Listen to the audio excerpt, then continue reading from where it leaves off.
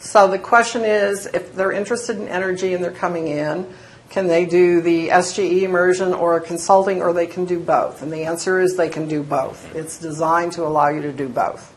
Yeah, I'll add to that, which is good. I'd say about 40% of the class these days is really interested in the energy sector. So not only can you do both at the same time, but you're able to do it with a group of people that have similar interests.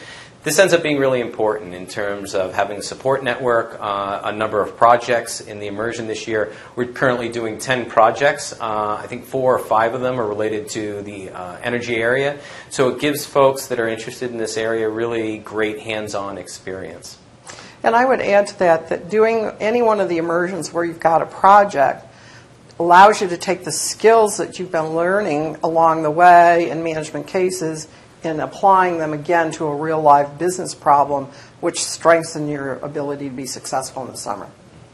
Mark, actually, can you add to that and speak to what type of careers people go into from the SG Immersion?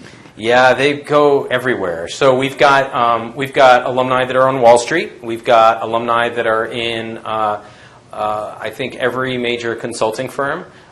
We've got alumni that are in all the major CPG companies doing brand management. We've got a lot of alumni that are now doing brand management or consulting in smaller boutique firms because they've been out for a while. They worked in one of the major companies, and then they decided to make a career switch and drill down even deeper into area of expertise that they really enjoy. We've got a number of alumni now that are on the West Coast doing a lot of high-tech work and product management work. So they really go everywhere. Yeah. And this is a point that I think cannot be emphasized enough, that if one wants to go into a consulting track, they can go there from sustainability immersion or from the operations immersion, the marketing immersion, digital technology, or corporate finance. Depending on what function you want to specialize in, absolutely, you can combine that function with your career focus on consulting and take management cases and the other coursework on top of it to go into that career path. And really, IBI and consulting are the only two things that don't match for a very good reason, and everything else. They spend a lot of time together in the bars. That's how they interact. Yeah, that's how we interact. Can you each speak to about the average size of your immersions? Shall I take that first? Sure. Yeah. Go ahead. So the immersions are pretty much... You have to repeat the question. Yeah, the question is, what is the size of each immersion? And because some of the immersions are not represented here, I'll just start off that it's about the same across immersions. We have a good breadth of students who take different career paths. So the number of students in an immersion varies typically between 30 to 50 students. So so marketing immersion, for example, this year has 40.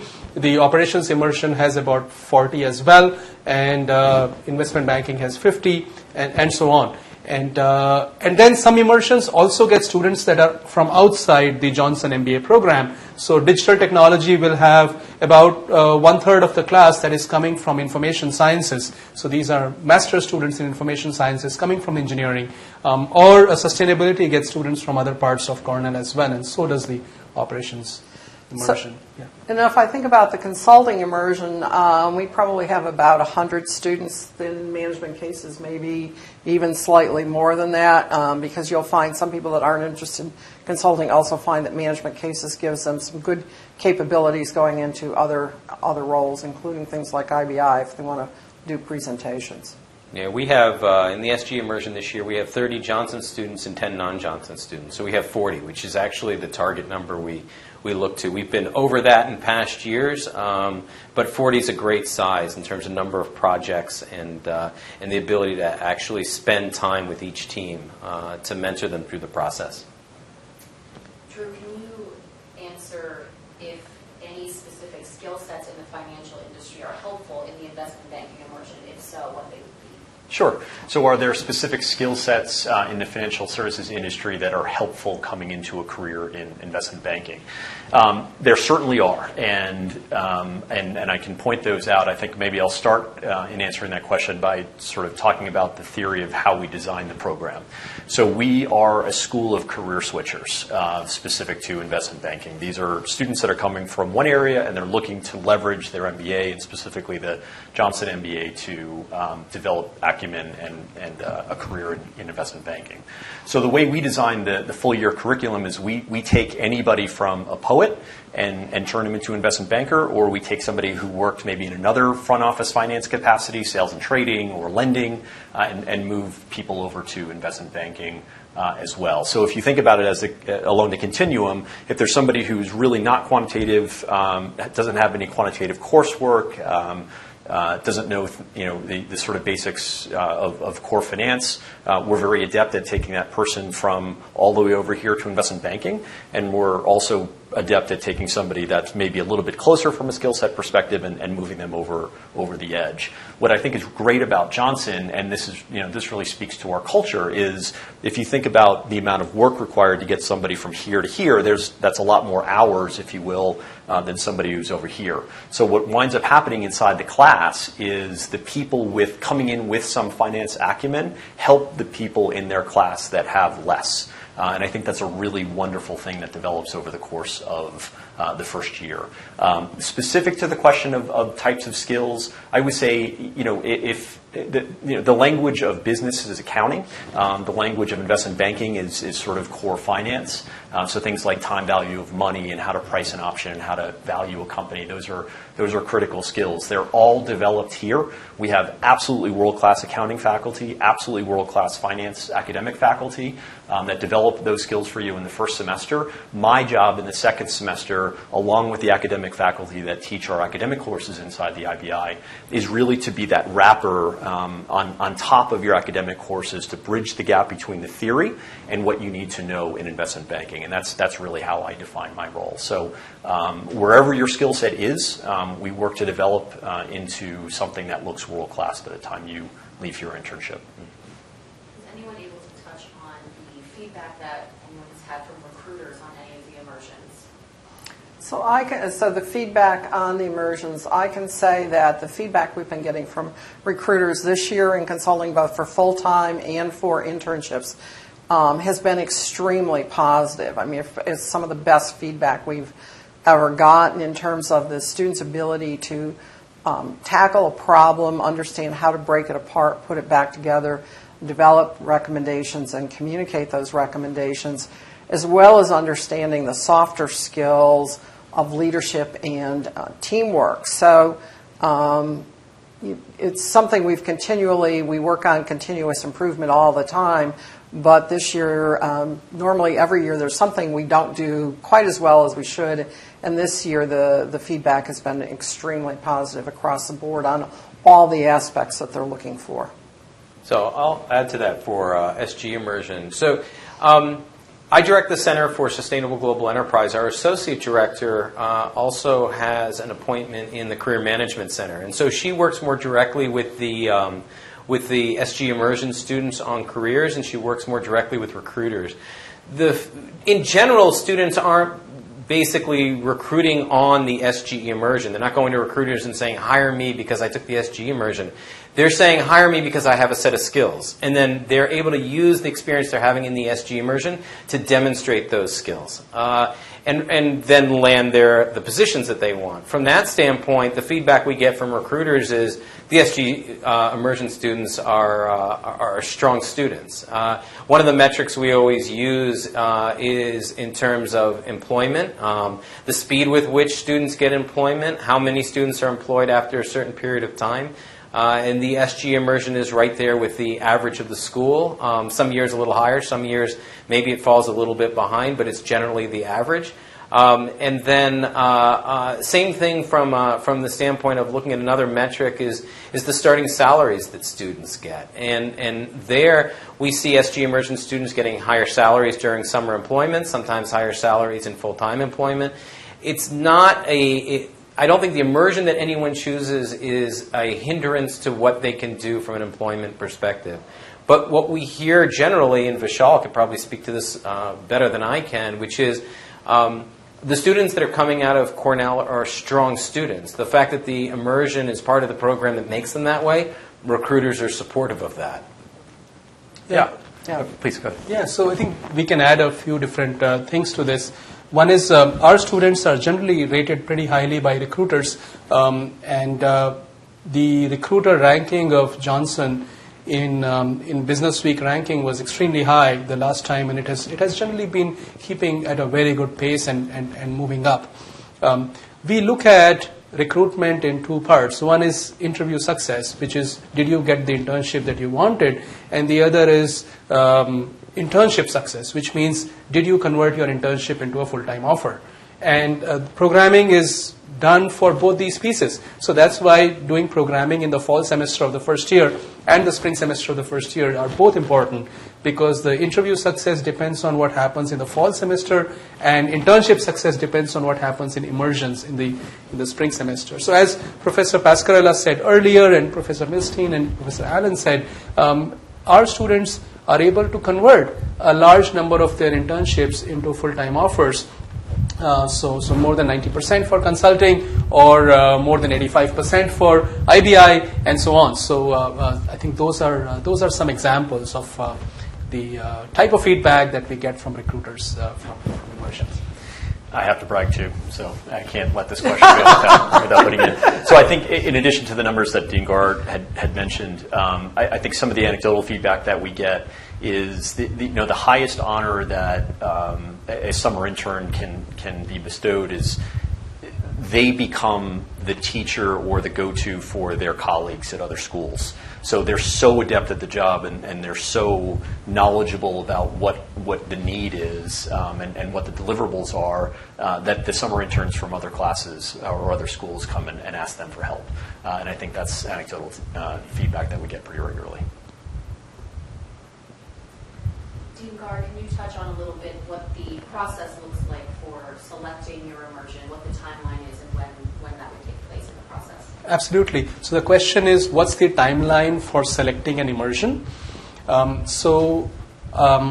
What happens is when you come here in the beginning of August, we start giving information sessions on different immersions. So each of the immersion faculty will come before you and organize a series of information sessions about their immersions. At the same time, you start meeting with your career advisor, who starts advising you on the career path that you want to take. So you put these two things together, and then you work in your career work group, or CWG. So that's a setup that we have where you work with your career advisor and second year students to prepare for your career path. So these three things get together: the CWGs, the information that you're getting from your career advisor, and the information that you're getting from your immersion faculty. And through a series of sessions that take place during August and September, you form opinions about what immersion you want to take. And then in October, sometime in the middle of October, you make a choice about which immersion you're interested in, and you enroll in that immersion. And after that, you start having specific conversations with your immersion faculty member to see if you made a good choice about the immersion, or if there are sometimes students who aren't fully decided and they want to switch an immersion. So at that time, depending on how your career path is evolving and how your interests are evolving, you can switch between immersions all the way up to, I think, the end of December or the beginning of January. These switches are possible. So that's how the immersion selection process works. Like, if you want to add anything further to that. Yeah, we're a little earlier. You have to make a decision about the SG immersion by the middle of December, only because we have to match enrollment to the sponsored projects. Yeah. We have to make sure we have the right number of teams and we have the right number of projects for teams to work on. But there's flexibility there from the moment that folks decide which immersion they want to whether they want to adjust some of what they've seen. We took a student in this year in the middle of December who had selected a different immersion and then upon reflection wanted to come into SGE, and that was fine. We had the opposite occur. We had a student that had selected SGE and decided they wanted to do something else, and that was no problem. Yeah. And that's true for marketing as well and for digital tech, because they also have corporate projects, so we need to choose the projects early enough in advance. So, yeah. And I think the other question lots of students always say, well, if I want to do consulting, is there an immersion I should do? And the answer is no. Generally, we recommend that you take an immersion that's going to round your skill set out so that you broaden your capabilities going into consulting. You already touched on something that was a great point. There's a question surrounding how much wiggle room there is for students when they do select an immersion, maybe in the fall, and then realize in the spring that they want to transition to something else. What's the wiggle room like for someone like that? The question is, what's the wiggle room if you have selected an immersion in the fall and you want to make a switch in the spring semester? So typically, once the beginning of January is passed, you cannot change your immersion. So there are plenty of opportunities to decide what immersion you want to take all through from August all the way to the middle of December or so. And after that, you have to decide what immersion you want to take. And but even within the immersion, there are some choices available. So when you tie yourself to an immersion, what you're doing is you're tying yourself to the practicum course that you want to take. But besides that, there is a series of electives that are available to you, and you can add drop electives all the way into the spring semester and choose which way you want to go. So for example, if your interests switch from CPG marketing to digital marketing, then you can switch out of courses that deal with CPG type businesses such as customer relationship management and go into a course that deals with digital marketing or with designing data products or consumer internet businesses. So the choice after the spring semester is more focused on elective courses, whereas the choice in the fall is focused on the immersions. And I think this is consistent with how the market also goes. Many of our students will have received their internship offers by the end of the fall semester for, say, banking, or by pretty early into the spring semester, by end of January or so, if you're going into consulting. So more than, I think almost half of the students start getting tied down into their internship offers by that time. So your path is set and you know where you're going, and at that point, the decision about whether to switch an immersion or not typically does not arise. We don't see those cases coming up. Yeah, can I add to that? I mean, just the experience that we've had with students. I don't think we've had students wanting to move immersions in the middle of the spring semester.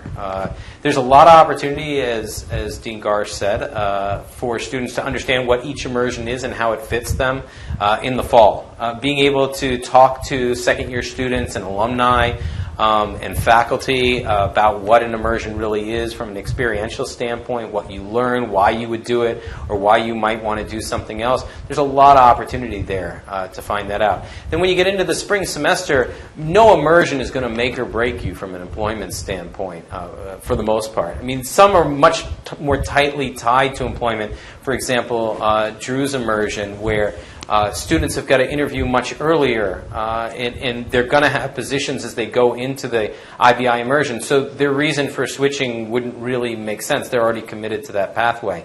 Students in the SG immersion, for example, some of them are going to be interested in consulting. Some of them will go through the entire consulting process in the fall. They'll be taking management cases in the spring. They'll do the internship interviews.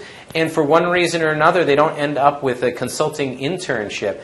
And so that requires them to rethink what exactly do they want to do as a next step, because they might have an opportunity to go for a consulting position for full-time opportunity in the second year. And so the immersion you're in actually gives you the opportunity to talk with faculty and to talk to folks that are in a similar situation to yourself to figure out what the right pathway is to get to the next step that you want to get to.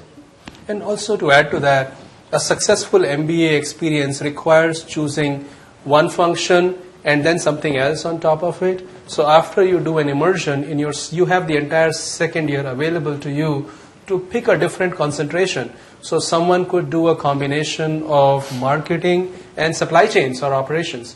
Someone else could do a combination of marketing and corporate finance. So they would do that by picking a complementary set of elective courses in the second year to complement what they are learning in their immersion curriculum.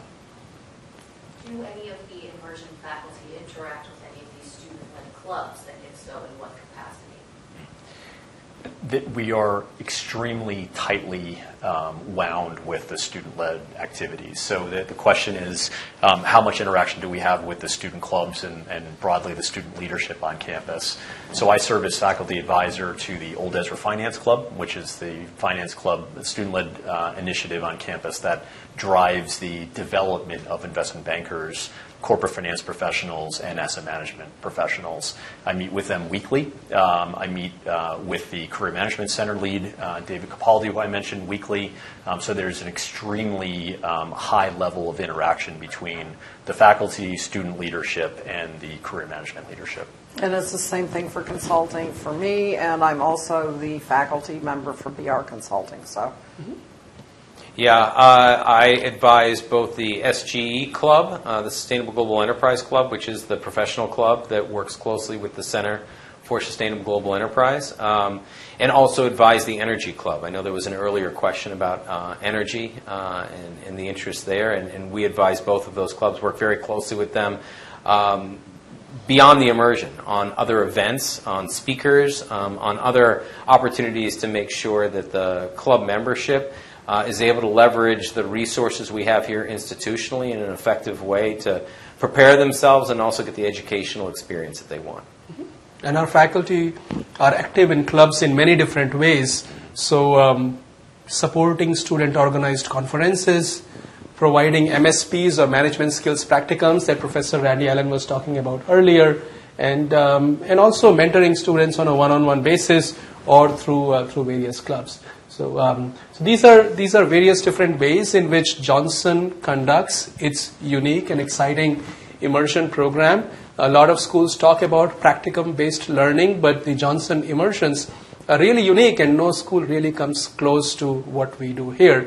Thank you very much for joining us today for this session. It's been a short session to give you some overview, but if you have questions, you can reach out to us, and there's an email address that's available here, mba@johnson.cornell.edu. You can write to that email address, or you can write to our admissions team, and we would be very happy to answer any questions that you have.